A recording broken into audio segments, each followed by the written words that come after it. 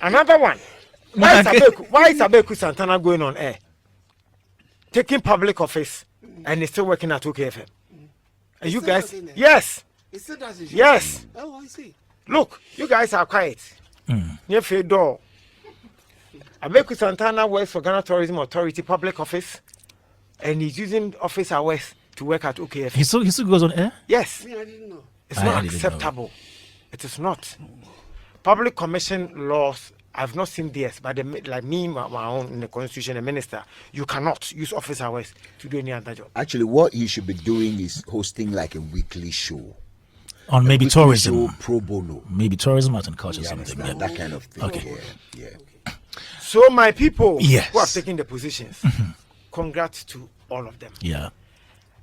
I tell my MP people that when they were bashing us, I kept telling my MP people that the media today is not as neutral as they make us feel. You see media people who are taking positions. You see? But when they were on, they said they were neutral. Yes. I know somebody who said Kojo Ponkroma. But Honorable Ponkroma left Joy FM for years. Stayed at home, did his private business before he showed his face for politics. But today, you see people who just leave media house, they are taking positions. It's a topic for another day. I think